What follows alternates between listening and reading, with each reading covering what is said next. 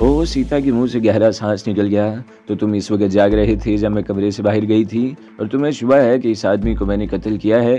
तुम इसकी वज़ाहत कर दो तो शायद मेरी उलझन रफ़ा हो जाए। मैंने कहा, ठीक है, मैं इसकी वज़ाहत कर दूँगी, लेकिन अभी नहीं। सीता ने जवाब दिया, लेकिन बेहतर होगा कि मेरे बारे में अपने ज़हन से शुबहात निकाल दो और मैं तुम्हें यहाँ क्यों लाई हूँ, इसके बारे में भी बता दूँगी। लेकिन क्या? मैंने उलझी हुई नज़रों से उसकी तरफ देखा।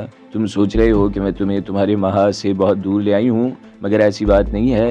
वो चंद लम्हों की खामोशी के बाद बोली, तुम यहाँ रहकर अपनी कौम की वो खिदमत कर सकोगे जिसका कोई तसव्वुर भी नहीं कर सकता। लेकिन इस वक्त तुम इसके बारे में कुछ मत पूछना, वक्त आने पर मैं तुम्हें सब कुछ बता दूंगी। इसके बाद मैंने वाकई कोई सवाल नहीं किया। सीता ने उस वक्त वही साड़ी पहन रखी थी जो गुज़श्ता शाम को हनुमानगढ़ आने के बाद पहनी थी। उसने पहले साड़ी का पल्लू गिराया, फिर खाली खोल कर साड़ी अपने जिस्म से अलग करके कुर्सी पर डाल दी और बेड पर पुश्त के बल लेट गई। इसके जिस्म पर मुख्तसर सा ब्लाउज और पेटीकोट था। इसका सीना खड़ी कमान का मंजर पेश कर रहा था। आओ तुम भी थोड़ी देर आराम कर लो। सीता ने मुस्कुराते हुए मेरी तरफ देखा और सिरक कर एक तरफ हो गई, लेकिन मैं सोफे पर बैठा रहा। सीता के होंठों की मुस्कुराहट गहरी होती गई। वो कुछ देर तक मुझसे बातें करती रही और फिर सो गई और मैं कुर्सी पर बैठा उसके बारे में सोचता रहा।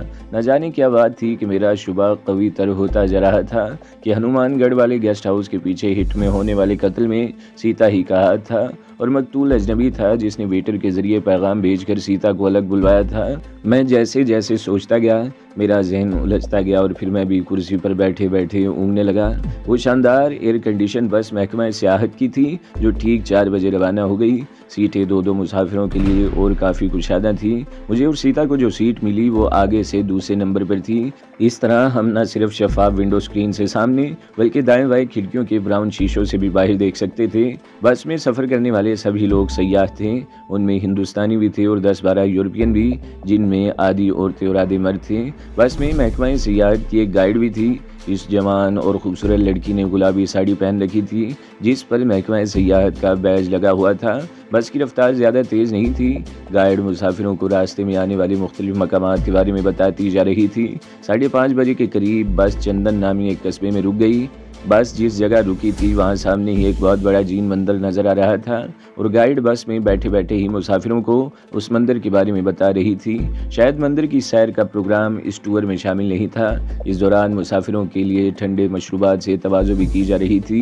15 मिनट रुकने के बाद बस आगे रवाना हो गई। अब जैसलमेर सिर्फ 45 किलोमीटर के फासले पर था, लेकिन बस की रफ्तार मुकर्ररा हद से ज़्यादा नहीं बढ़ाई गई।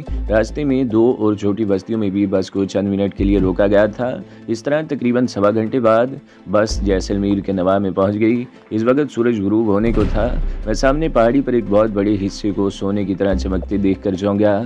लगता था जैसे पहाड़ी का वो हिस्सा पत्थरों का नहीं सोने का हो। मैं सीता से उसके बारे में पूछना चाहता था कि खूबसूरत गाइड की सुरीली आवाज़ सुनाई दी। वो मुसाफिरों को रुखसत होती पहली धूप में सोने की तरह चमकते हुए इस पहाड़ के बारे में बता रही थी। हम तारीखी शहर जैसलमेर के नवा में पहुंच रहे हैं। वो हमारे सामने धूप में सोने की तरह दमकती हुई कोई चट्टान नहीं बल्कि जैसलमेर का पीले पत्थरों से बना हुआ किला है। 250 फीट ऊंची तकूनी पहाड़ी। इस किले की बुनियाद राजा रावल जैसल ने रखी थी। इसकी तामीर में पीला पत्थर इस्तेमाल किया गया और ये 7 साल की मुद्दत में पाए तकमील को पहुंचा। वो खूबसूरत गाइड रुके बगैर रटे रटाए अल्फाज बड़ी रवानी से बोल रही थी। इस किले के 99 ब्रिज हैं और जंगी एतबार से इसे उस ज़माने में बहुत मजबूत किला समझा जाता था। इसकी दोहरी फसीलें तकरीबन 30 फीट बुलंद हैं। किले के 4 दरवाजे हैं। राजा जैसल इस किले की तामीर मुकम्मल होने के बाद अगरचे सिर्फ 4 साल ही जिंदा रहा, लेकिन बाद में आने वाले राजा इस किले की शान और शौकत में इजाफा करते रहे। किले के अंदर 8 जीन मंदिर हैं जो एक दूसरे से मिले हुए हैं। इन मंदिरों की तामीर तकरीबन 100 साल में मुकम्मल हुई और इनकी तामीर में भी पीला पत्थर इस्तेमाल किया गया। इन पत्थरों से तराशी हुई मूर्तियां भी रखी हैं। इस किले के अंदर हिंदुओं के भी कई मंदिर हैं जिसमें लक्ष्मी नाथ मंदिर सबसे बड़ा है। महाराजा रावल जैसल के बाद आने वाले राजा इस किले में अपने खूबसूरत महल्लात भी तामीर करवाते रहे। यूं तो हर इमारत काबिल दीद है, मगर मोती महल, रंग महल और गंज विलास सबसे ज़्यादा खूबसूरत है। गाइड इस किले के बारे में बताती रही। बस इस शहरी हुदूद में दाखिल हो चुकी थी। मैं सड़क के दूसरी तरफ खूबसूरत और तारीखी इमारतों को देखने लगा और अब सीता मेरी तरफ झुकी शहर के बारे में बता रही थी। इस शहर की बुनियाद तकरीबन 850 साल पहले राजा रावल जैसल ने रखी थी और ये शहर उसके नाम से मंसूब होगा।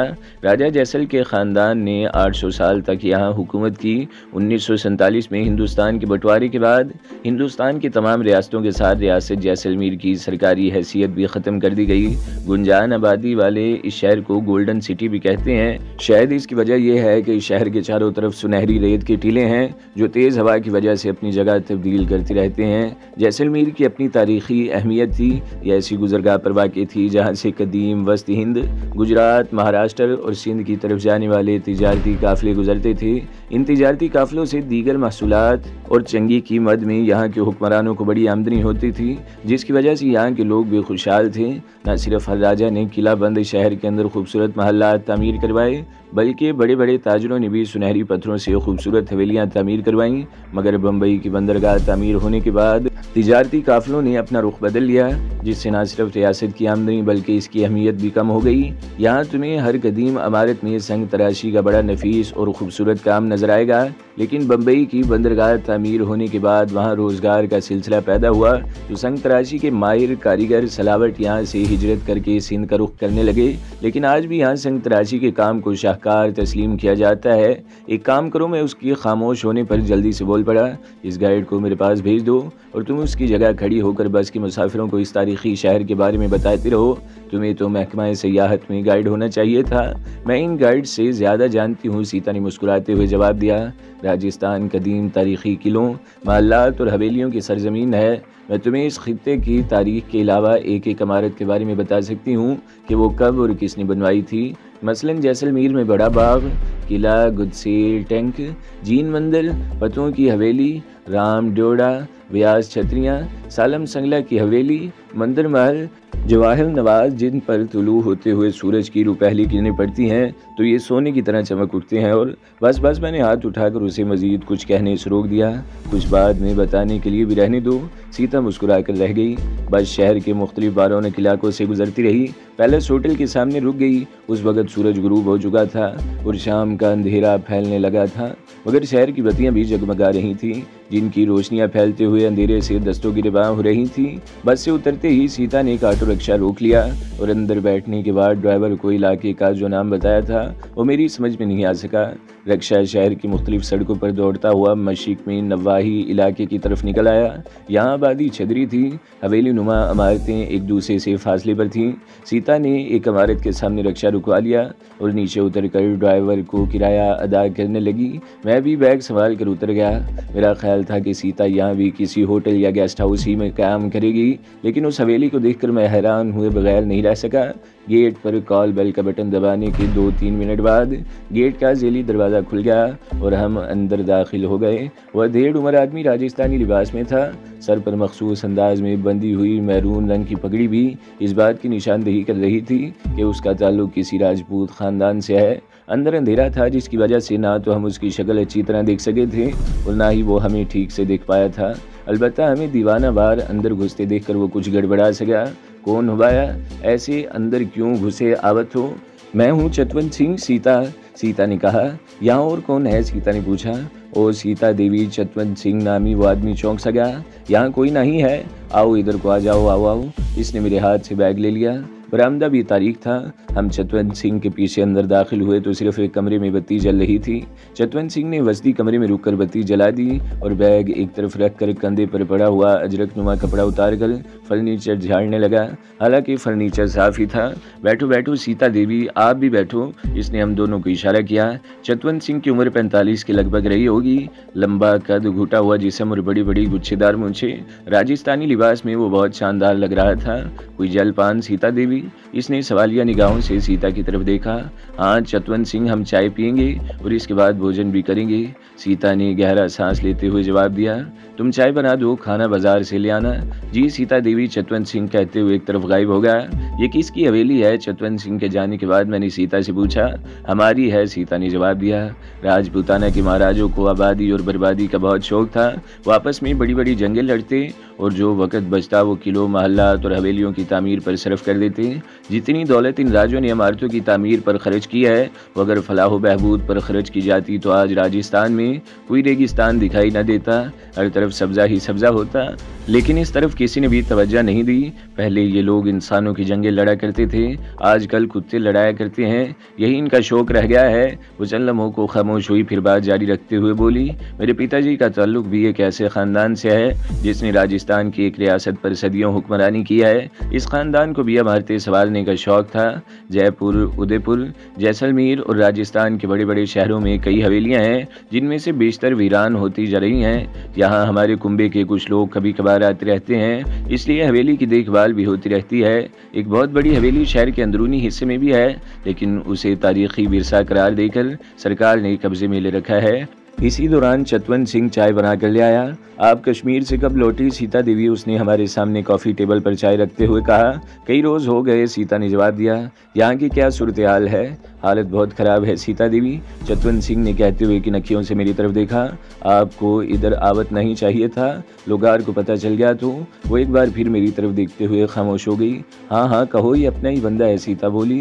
खबरें बहुत गर्म है सीता देवी, चतवंत सिंह बोला। हमार तो ये सुनन है कि सीता देवी ने पहले कश्मीर में 2 सैनिकों की हत्या कर डाली और एक अगरवादी के साथ भाग गई। बाद में उस मुसलमान अगरवादी ने जम्मू में सैनिक अफसरान पर गोले चलाए तो सीता भी इसके साथ हुए थी। वो चंद लम्हों को खामोश हुआ, फिर बात जारी रखते हुए कहने लगा। जयपुर में सेना के अफसरान ने बड़े ठाकर जी को पकड़ लिया पर उसी रोज छोड़ दिया। आपने यहाँ आकर बहुत गलती कर देवत है सीता देवी। कैप्टन साहब भी इधर आवत रहत हैं। वो आखिरी मरतबा वो कब आया था? सीता ने पूछा। 2 रोज पहले, चतवंत सिंह ने जवाब दिया। उसके साथ राणा भी था और वो खामोश हो गया। औरतें भी? सीता ने उसकी बात पूरी कर दी। हाँ सीता देवी, चतवंत सिंह ने गर्दन हिला दी। अच्छा ठीक है, सीता ने गहरा सांस लेते हुए कहा। तुम किसी को नहीं बताओगे कि मैं यहाँ आई हूँ? किसी को नहीं, समझ गए? समझ गया सीता देवी, चतवंत सिंह ने गर्दन हिला दी। अब मैं जाऊँ? कुछ भोजन का बंदोबस्त? हाँ तुम जाओ, सीता ने पर्स में से कुछ नोट निकाल कर उसकी तरफ बढ़ा दिए। ये रख लो और जो समझ में आए ले आना। चतवंत सिंह ने नोट लेकर जेब में रख लिए और खाली कप उठाकर ले गया। इसके थोड़ी ही देर बाद वो हवेली से चला गया। हवेली का गेट उसने बाहर से बंद कर दिया था। चतवंत सिंह की बातों से मैं बहुत कुछ समझ गया था। सीता के बारे में खबरें बहुत पहले तक यहाँ पहुँच गई थी। इस सूरत हाल से भारतीय फौजियों की गंदी जहनीत का अंदाज़ा बहुत आसानी से लगाया जा सकता था। अपने आदमियों को बचाने और अपने जराइम छुपाने के लिए उन्होंने अपनों को भी माफ़ नहीं किया था। पहले चाचा कुर्बान अली को गोलियों से छलनी किया, फिर उसकी बेटी को तशद्दुद का निशाना बनाकर हलाक कर डाला और एहतजाज करने वालों को भी भून डाला। ये इतला तो हमें जम्मू से ही मिल गई थी कि फौजियों ने सीता के बारे में पूछने के लिए उसके मामा को भी अजियतें देकर हलाक कर डाला था। और मेरा अंदाज़ा बिल्कुल दुरुस्त निकला कि राजस्थान में भी सीता के बारे में पूछगछ की जा रही थी और मेरे ख्याल में सीता ने यहाँ आकर वाकई गलती की थी। चतवंत सिंह ने जिस कैप्टन का तज़किरा किया था वो सीता का वही कज़न था जो अरसा पहले सीता को अपने हवस का शिकार बना चुका था और उसके एक मुसलमान दोस्त पर झूठा इल्ज़ाम आयद करके उसे पुलिस के हाथों मरवा दिया था। सीता ने मुझे रास्ते ही में बताया था कि जैसलमेर शहर पाकिस्तान की सरहद से 60-70 किलोमीटर के फासले पर वाक़ है और यहाँ एक बहुत बड़ी छावनी है और उसका कज़न कैप्टन गोपाल भी यहीं पर है। पहले वो लेफ्टिनेंट था और बाद में कैप्टन हो गया। चतवंत सिंह के कहने के मुताबिक गोपाल इस हवेली में आता रहता है। 2 दिन पहले भी वो राणा नामी किसी आदमी के साथ आवारा औरतों को लेकर आया था और वो किसी भी वक्त यहाँ आ सकता है। चतवंत सिंह बाजार से खाना लेकर आ गया। खाना खाने के बाद सीता ने कपड़े बदल लिए। उसके जिस्म पर यह लिबास देखकर मैं चौंक सा गया। उस लिबास में उसके जिस्म का ज़्यादा हिस्सा बरहना हो रहा था। ये कपड़े तुमने कहाँ से लिए? मैंने पूछा।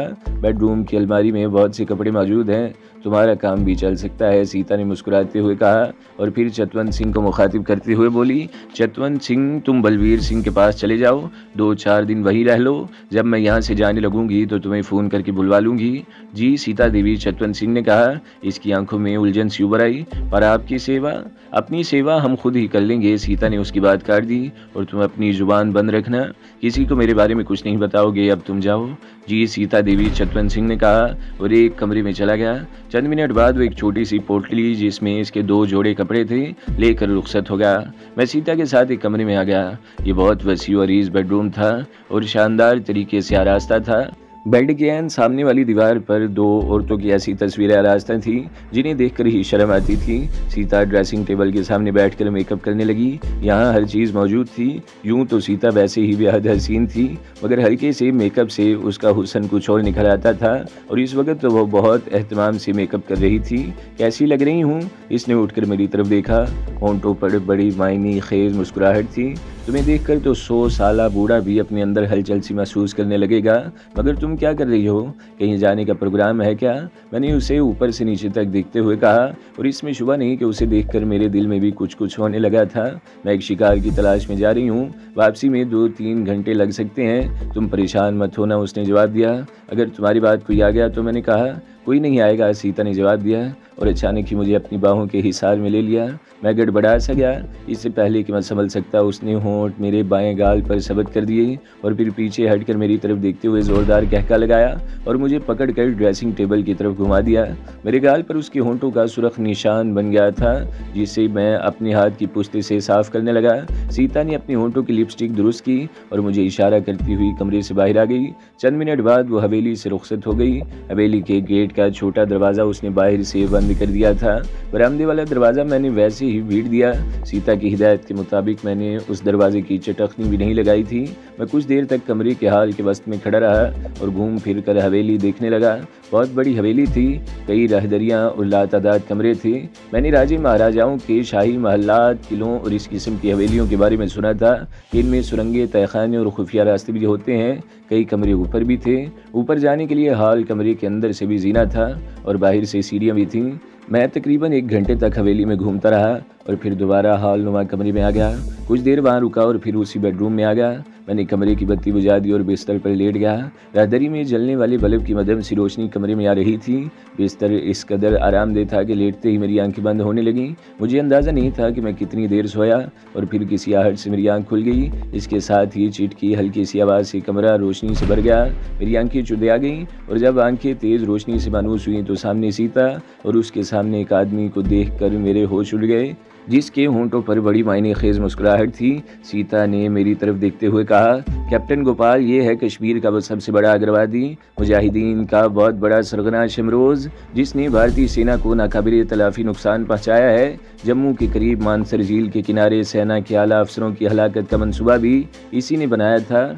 तुम्हारी सेना, इंटेलिजेंस या कोई और एजेंसी इसका सुराग नहीं लगा सकी, लेकिन देखो मैं किस तरह आसानी से इसे यहाँ ले आई हूँ। मैं उछल पड़ा। मेरे दिमाग में धमाके से हो रहे थे, कनपटियाँ सुलगने लगी। मैंने खून खाल नज़रों से सीता की तरफ देखा और उससे पहले कि अपनी जगह से कोई हरकत करता, कैप्टन गोपाल ने बड़ी फुर्ती से जेब से पिस्तौल निकाल लिया। मैं बेहिसो हरकत होकर रह गया। मुझे अपनी रगों में खून मुंजमद होता हुआ महसूस होने लगा। शदीद सर्दी की एक लहर ने मुझे अपनी लपेट में ले लिया था। तो दोस्तों, अगली किस्त सुनने के लिए हमारे चैनल को ज़रूर सब्सक्राइब करें, वीडियो को लाइक करें और बेल के आइकन पर भी क्लिक कर दें, ताकि हर जो आने वाली वीडियोज़ हैं वो आपको सबसे पहले मिलती रहें।